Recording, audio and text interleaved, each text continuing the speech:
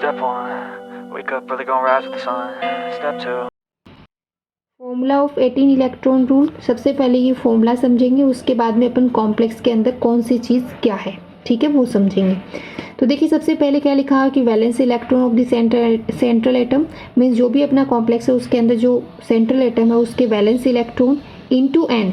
N का मतलब क्या है यहाँ पे कि नंबर ऑफ जो भी सेंट्रल एटम है वो, ठीक है। Number of central atom means कितने सेंट्रल एटम है उस कॉम्प्लेक्स के अंदर, plus 2 into number of metal bond की उसके अंदर कितने मेटल बॉन्ड है, एक है तो क्या कर देंगे 2 इंटू 1, 2 है तो 2 इंटू 2, ठीक है। Plus number of electron given by all type of ligands, means उसके अंदर कॉम्प्लेक्स के अंदर कितने टाइप के लिगेंड है और वो लिगेंड कौन सा लिगेंड कितने इलेक्ट्रॉन दे रहा है वो टोटल इलेक्ट्रॉन, ठीक है। प्लस माइनस उस कॉम्प्लेक्स के ऊपर चार्ज क्या है, वो सब किसके इक्वल होगा 18 इंटू एन। एन यहाँ पे भी वही है नंबर ऑफ सेंट्रल एटम, ठीक है। 3D series, 4D series, 5D series. अब इसके अंदर आपको वैलेंस इलेक्ट्रॉन पता होनी चाहिए। तो देखिए वैलेंस इलेक्ट्रॉन मैं आपको लिख के दे रही हूँ, वैलेंस इलेक्ट्रॉन ये आपको याद होनी चाहिए। तो 3 इलेक्ट्रॉन होते हैं इसमें, 4 electron, 5 electron, 6 electron, 7 electron, 8 electron, 9 electron, 10 electron, 11 electron और 12 इलेक्ट्रॉन। मीन्स जो भी इसके नीचे आएंगे उनके अंदर सब में 3 इलेक्ट्रॉन, 4 इलेक्ट्रॉन के नीचे आएंगे उनके अंदर 4 इलेक्ट्रॉन, ठीक है। तो ये अपना क्या है वैलेंस इलेक्ट्रॉन है। नेक्स्ट है how to calculate EN from 18 electron rule. Means अपने को 18 इलेक्ट्रॉन रूल का फॉर्मूला भी समझ लिया, उसके बाद में अपन ने वैलेंस इलेक्ट्रॉन भी समझ लिया। अब अपने को क्या समझना है कि यदि 18 इलेक्ट्रॉन रूल के अंदर यदि 18 इलेक्ट्रॉन होते हैं, 17 इलेक्ट्रॉन होते हैं, तब अपना EN क्या होगा।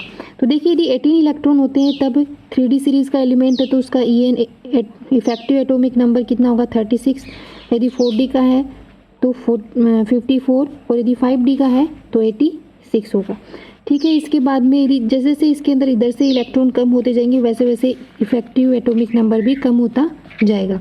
तो 17 इलेक्ट्रॉन है तो EN 35 और 4D में 53 और 5D में 85, ठीक है। 16 इलेक्ट्रॉन रूल हैं आएंगे तो उसके बाद में देखिए 34 आ जाएगा EN 3D के अंदर और यहाँ पे 52 और यहाँ पे 84। इस तरीके से जैसे जैसे इलेक्ट्रॉन कम होते जाएंगे वैसे वैसे इफेक्टिव एटॉमिक नंबर भी क्या होता जाएगा कम। और जैसे जैसे 18 इलेक्ट्रॉन रूल के अंदर इलेक्ट्रॉन्स बढ़ते जाएंगे वैसे वैसे effective atomic number means EAN भी क्या होगा बढ़ता जाएगा। तो जब 19 इलेक्ट्रॉन होंगे तो ये हो जाएगा 37, ये हो जाएगा 55 और ये 5D सीरीज़ के अंदर कितना हो जाएगा 87 और 20 होंगे तो 38, 4D के अंदर 56 और 5D के अंदर 88, ठीक है। तो ये अपने को याद रखना है बस, जैसे ये याद रहेगा, फॉर्मूला याद रहेगा, बैलेंस सेल इलेक्ट्रॉन याद रहेंगे तो अपन क्वेश्चन इजी से कर सकते हैं। फर्स्ट जो एग्जांपल है वो है MnCO5। सबसे पहले क्या करेंगे फॉर्मूला यूज़ करेंगे जिसके अंदर 18 इलेक्ट्रॉन को कैलकुलेट करना है। तो फॉर्मूला क्या था अपना, बैलेंस सेल के इलेक्ट्रॉन और किसमें जो भी अपना सेंट्रल एटम है ऑफ सेंट्रल एटम, ठीक है। उसके बाद में इनटू n था, मीन्स जितने नंबर ऑफ सेंट्रल एटम है वो, फिर है प्लस, फिर क्या है मेटल बॉन्ड के इलेक्ट्रॉन, कितने मेटल बॉन्ड है इनटू 2, ठीक है। इलेक्ट्रॉन नहीं है, नंबर ऑफ मेटल बॉन्ड है, number of metal bond into 2, फिर है plus electron donated from all type of ligand, ठीक है, इक्वल्स टू 18 इंटू एन वही है नंबर ऑफ सेंट्रल एटम। तो देखिए सबसे पहले इसमें अपने को कैलकुलेट करते हैं। तो मैग्नीज 3D सीरीज़ का है, ठीक है, और इसमें अभी पढ़ा है कि इसमें कितने वैलेंस सेल के इलेक्ट्रॉन होते हैं 7, तो 7 लिख देंगे into N means number of central atom कितने एक ही है तो इंटू 1 लिख देंगे, प्लस जो कार्बोनिल जो लिगेंड है ये कितने इलेक्ट्रॉन देता है 2 इलेक्ट्रॉन देता है, इसलिए 2 इंटू कितने लिगेंड है वो 5। ठीक है, मेटल मेटल बॉन्ड इसके अंदर है नहीं तो कैलकुलेट नहीं कर पाएंगे अपन मेटल मेटल बॉन्ड के थ्रू जो इलेक्ट्रॉन डोनेटेड होते हैं वो। तो मेटल मेटल बॉन्ड नहीं है, इलेक्ट्रॉन फ्रॉम लिगेंड अपन ने कैलकुलेट कर लिया। उसके बाद में क्या लिखेंगे 18 इंटू 1। ठीक है, 1 क्यों आया, क्योंकि सेंट्रल एटम कितना है 1। तो अब देखिए कैलकुलेट करते हैं 7 + 10। ठीक है, इक्वल्स टू कितना आ गया 17। मीन्स जो अपना 18 इलेक्ट्रॉन रूल के अंदर इलेक्ट्रॉन कितने आए हैं 17 आए। अब इसका EAN कितना होगा वो अपन अभी जो टेबल पढ़ी है उसके अंदर चेक करते हैं।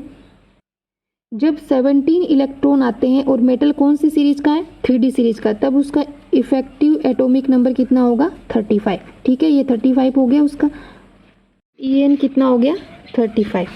नेक्स्ट क्वेश्चन देखिए, सबसे पहले क्या लिखेंगे electron donated from central atom, वो भी कौन से वैलेंस इलेक्ट्रॉन। ठीक है, तो 7 into number of central atom कितने हैं 2 प्लस फिर मेटल मेटल बॉन्ड कितने हैं 1 है और एक मेटल मेटल बॉन्ड से 2 इलेक्ट्रॉन डोनेटेड होते हैं तो 2 इंटू 1 हो गया प्लस 10 लिगेंड है कार्बोनिल CO के और एक कितने देता है 2 इलेक्ट्रॉन देता है तो 10 इंटू 2 10 इंटू।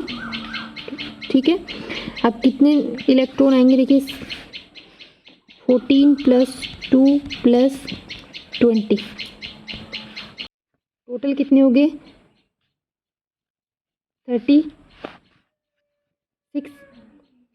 ठीक है, अब 18 इंटू n था तो n की जगह कितना लिखेंगे सेंट्रल एटम कितने हैं 2 तो 2 लिखेंगे। मीन्स इसके अंदर कितना है 18 इलेक्ट्रॉन रूल फॉलो हो रहा है और ये कौन सी सीरीज़ की मेटल है 3D सीरीज़ की। तो अब इसके लिए EAN कितना होना चाहिए वो अपन उस टेबल के अंदर चेक करते हैं। तो देखिए अब इसके अंदर क्या है, जब 18 इलेक्ट्रॉन रूल होते हैं तब 3D सीरीज़ की मेटल होती है तो इफेक्टिव एटॉमिक नंबर कितना होता है 36। तो उस कॉम्प्लेक्स का इफेक्टिव एटॉमिक नंबर कितना होगा 36।